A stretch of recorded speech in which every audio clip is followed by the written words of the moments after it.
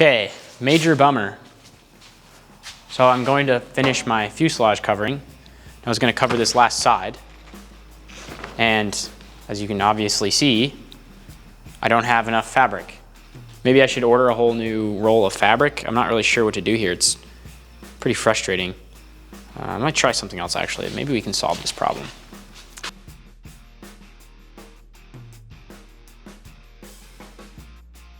So it just literally just barely fits. The problem is I have to go corner to corner on the fabric, and that means I waste a big section down there and a big section up there. But since this is the last piece that I have to cover, with the exception of the vertical stabilizer, which is not that big of a piece to cover, and I've got plenty of scrap, I think I can pull it off this way. It doesn't even have to be covered. I can get that with the top section. Yeah, that'll make it. It'll wrap all the way around. It won't be perfectly symmetrical in the back, but nobody's going to see it because the rudder will be on. That does cover the whole bottom. And that makes it to the front just by the skin of my teeth.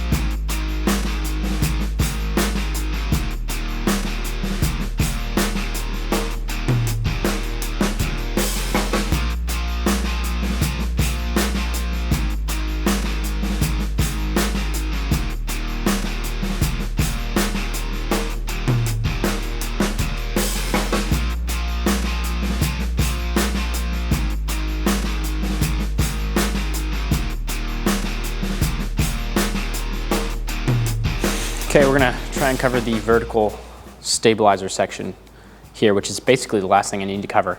I do have to cover the butt ribs, but they're pretty tiny and I don't think they're gonna be, they're not really gonna take much time or much material. So this is the last thing that I need to cover. And I think it's gonna, as you know, sort of pose a little bit of a challenge in these curved sections here, but we'll see how it goes. First thing I wanna do is get my poly tack, which I've decided to just leave in the can. I used to put it in its own cup, but I found I was wasting a lot of poly tack because it would dry in the bottom of the cup, and this is a much more efficient way of doing it. I'm just gonna go ahead and pre-coat the head of this surface. I've already cut a sheet of fabric. Let me be more clear here. So this has already been cut to length. And that, I'm gonna try and cover it in one piece. And we'll see if it wraps all the way, like that. But I'm gonna pre-coat this leading edge tube. It doesn't necessarily need to bind to there, but it doesn't hurt to have an extra seam down. It is a tangential structural surface, so I'll pre-coat this with the thick poly tack and let it dry, and then I'll come back and continue working on it. So that's my first step.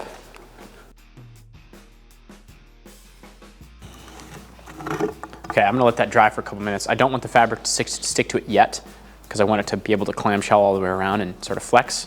So I'm gonna let it dry, and I'll come back in a couple minutes when it's dry and keep wrapping. Okay, so the glue's dried on the front. I laid this, draped it back over. I just tacked this down with poly tack. I'm gonna tack this trailing edge, but first I'm gonna trim this fabric here, which I forgot to do. I don't want this to show on the trailing edge. So if I hide it beneath this line, then it'll hide behind, this seam here will hide behind the tail axis cover, which is just an aluminum sheet that covers the tail. So if I terminate that right there where the inspection port basically goes, then, not inspection port, this is the passage for the elevator and horizontal stabilizer. If I trim that, then it won't show up after I put the axis cover on. So trim that, I'm gonna tack this back edge down, and then we'll flip it over and do the other side.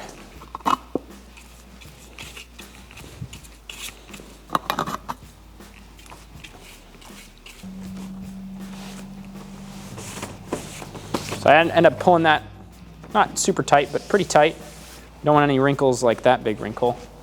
So yeah, this big wrinkle here is forming, so I'll just carefully lift this up, make sure it lays down flat. If I do get a wrinkle like that, what I'll do is I won't tack it down all the way, and I can, if you basically force the wrinkle into the seam, then you have to sort of force that wrinkle out with an iron. But if you leave it up like that, then the iron will just shrink it flat, and we can just tack it down later with thinned polytack. Okay, so not a perfect bond, but it'll be enough to hold it in place for when we go to shrink. So we're gonna flip it over now and do the other side. Okay, I wanna start with this little section here. Let's see, I want this to overlap the seam on the other fabric. I'm just gonna use it as a reinforcement for these are actually lock-back brace tab mounts for the wing when you put it into a folded state. So I'm going to cut little holes out here, and then I'm going to trim this to be a nice little chevron shape down at the front. So the first thing I do is always mark it. And you have to use a pencil because if you don't use a pencil, then the marker or pen will show all the way through, sometimes through the paint. You know, I've changed my mind. I have changed my mind. I don't want that to go there. It's actually going to be problematic if I do try and do that. What I am going to do is still do this chevron shape. Turn this thing over. Do this side. Get it to match the other side. Before I cut any holes in the fabric, I always put thinned MEK on it. Unless I'm using pinking shears, you take this 50-50 MEK, sorry, thinned polytack.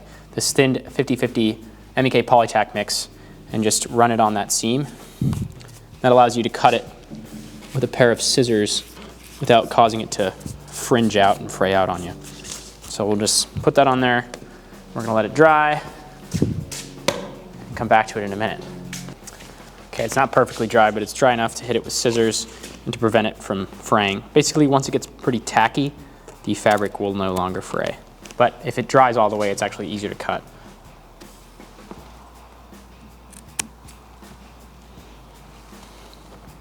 All right, that looks really nice. Okay, now I'm actually gonna glue all this stuff down with full-on thick polytack. Gotta make sure we put a lot of material. This happens a lot. I just smeared a bunch of polytack all over the fabric, and you will actually see that when you paint polybrush on. So do your best to get that off. I've come back with MEK sometimes and clean off the polytack. This is called polytack, I think, for a reason, because you want it to be like, you really want to tack it on there. It's got to be like a tacky glue. So lay it on very thick, and that actually helps later on get a good seal. Okay, so there's enough for an attachment point. We want to pull this thing tight. Not too tight, just tight enough.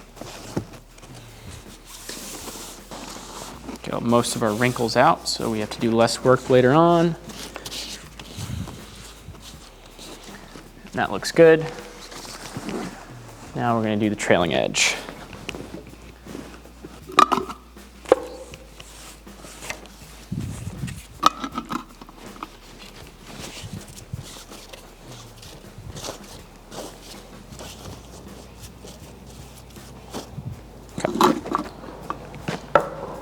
Tack this down.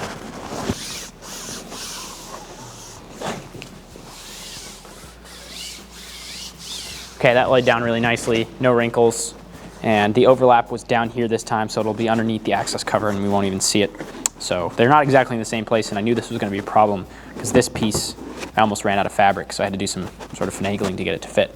But we got that laid down, and now we go on to the top, which is going to be one of the more challenging parts. Let's do that. Okay, this is where I think we're going to have to get an iron out, because this is going to be tough. Don't know how I want to do this. We're going to have to make a seam somewhere. So the idea that I can somehow make that lay flat, there's just too much fabric there. So what I'll probably end up doing is cut this down the middle and have one seam come and wrap around the top edge of this little foam piece. This would be the bottom edge, so that the seam is sort of disguised with that line. That's what I did on all the tail surfaces, so we're gonna give that a try. If it doesn't work, we'll do it again. I'm gonna quickly iron out this wrinkle. So I think I'm gonna we'll tack down the left side first, and put the right side seam on the other side. So I gotta cut this first. That means thin poly tack.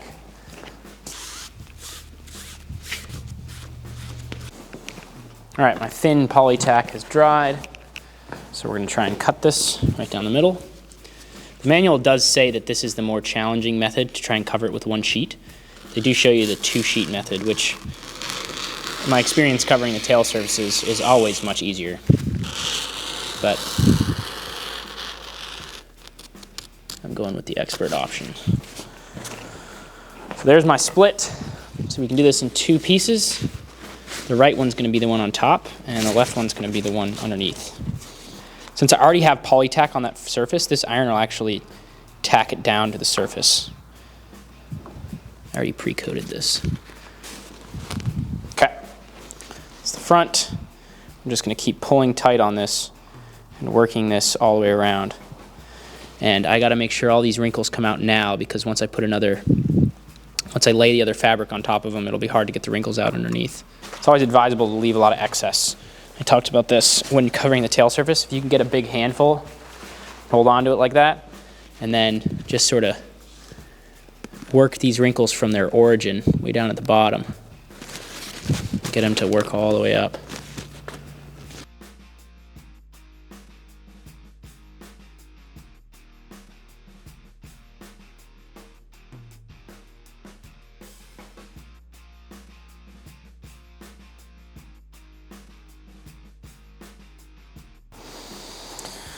Okay, that's good.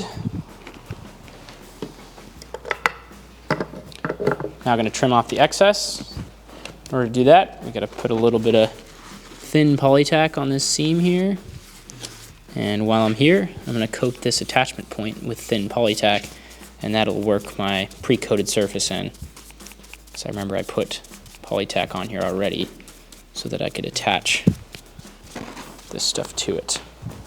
I'll work it in with my finger. Okay, very good. We're going to let that dry for a couple minutes, and we'll come back. Okay, ready to do the same thing to the other side. I already trimmed the other side down. Now I'm going to wrap this over and get it to lay flat. So again, we want to pull this thing tight. This is going to be interesting.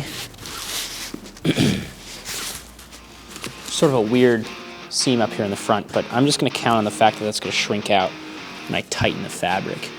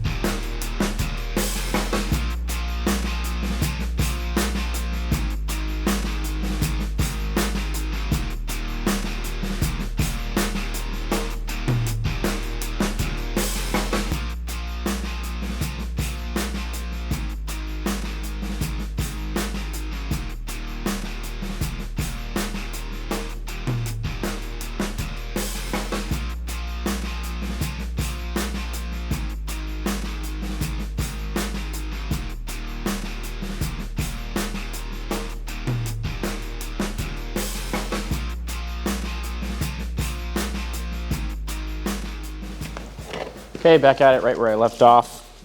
Got this iron warmed up. Should be exactly 250 degrees. 263, that's close enough for what we're doing. We just make sure that the 350 shrink, it can't be any higher than 350, but 250 can be a little higher, it doesn't make a huge difference.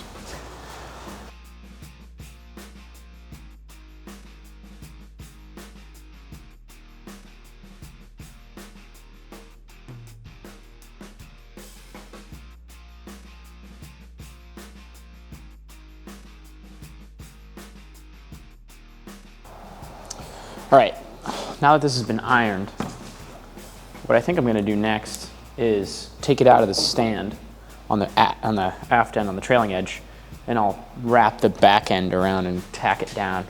Then I'll go through and deal with wrinkles and stuff. I'll put it back in the stand, but for now we'll start with that.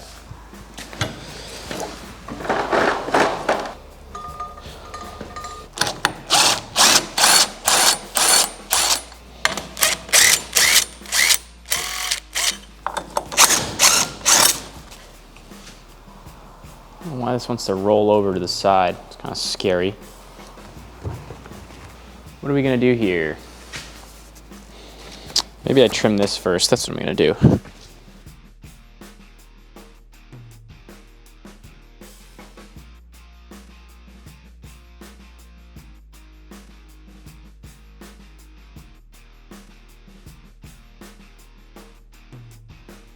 I just realized that I need to wrap the top first before I do any of this other stuff, because it's going to be hard to get to.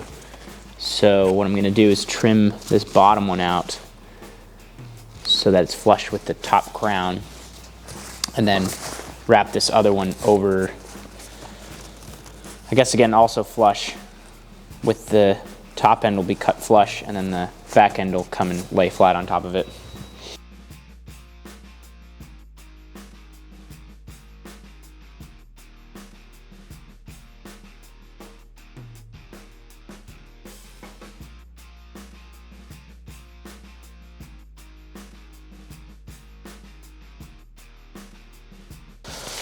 Kind of goofed this one up here on the end, but this is the beauty of polyfiber.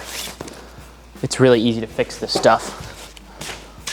What I did was I intended to leave this long on the end, these side pieces that wrap over the end, I intended to leave them long so I could cover this whole back section and have it flush up against there, but I just cut it too short. I was talking to somebody and wasn't paying attention, but my solution to that is just going to be to cut out a little patch that covers this back section, and I guess I can wrap it, but yeah, I'm gonna go ahead and, no, I'm not gonna wrap it. I'm just gonna have it come up and terminate right there at the end, because this isn't, I mean, there's so much connection point there that I don't really need overlap. This is just covering it, so I'm just gonna cut out like a little patch that covers that end.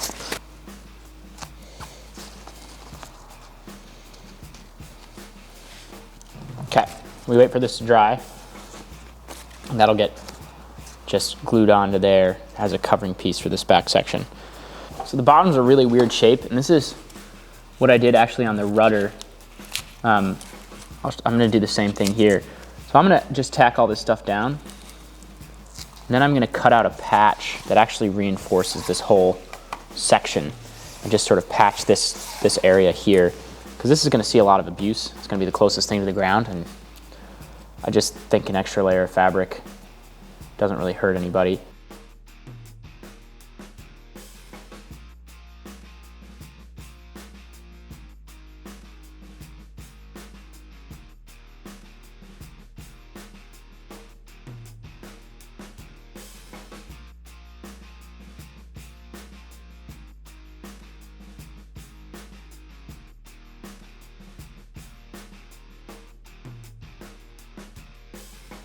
So I ended up finishing off the vertical stabilizer pretty easily, put my patches on and all that jazz, and have gotten to the point where I am now, which is obviously painted and on gear. But I'm going to talk about everything that I did to get up to this point. I'm catching up on some video editing, so bringing you up to speed. So where I left off, I hadn't done the finish tapes. Vertical stabilizer, straightforward. It's almost identical to the horizontal stabilizer. Same, 2-inch tapes over the ribs, and then I used a bias tape to mat all the way over this edge. Had a bit of a rough time mating these. I mated this with a chevron shape down here, and then had them poke through over this lock back brace tab here. But all in all, I mean, once you've covered the tail surfaces, you've covered the hardest thing on the plane. So this is pretty much a cakewalk. That seam I was worried about up top ended up being a complete non-issue. Can't even see it. So anyway, the stabilizer's finished, piece of cake. And next video, I'm going to talk about paint and what I did to get the plane up to this point. I'm actually in a bit of a tizzy here because I'm waiting for some parts, but we'll talk about that in the next video. Put a glass box around her and she'll break the glass. If you try to cage her in, she'll light the match. Oh, she's like an animal, it's in her blood. She will turn every chain. NASA's Crown 1 Papa Yankee, I got Charlie over the Jet Center ready to taxi. 1 Papa Yankee, thanks sir, runway 16 left, taxi via Bravo. 16 left via Bravo, 1 Papa Yankee.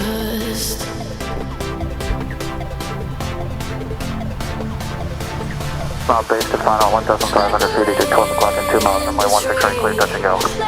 Clear touch and go, 16 right, 1935 tango. Traffic in sight. Roger. And 1 Papa Yankee, we're just waiting on your release. Actually, 1 Papa Yankee, we just got it, November 76, 1 Papa Yankee, traffic on 2 mile final, runway 16 left, clear for takeoff. Take out 16 left, 1 Papa Yankee. I'll cut 3 to the runway, aircraft modifier flight available. Copy that, thank you.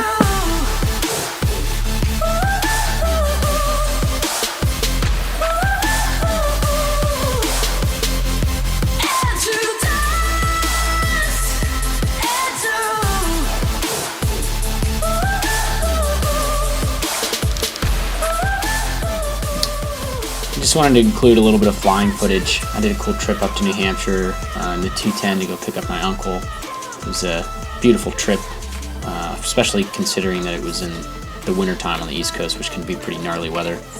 But yeah, here's some cool footage from that run.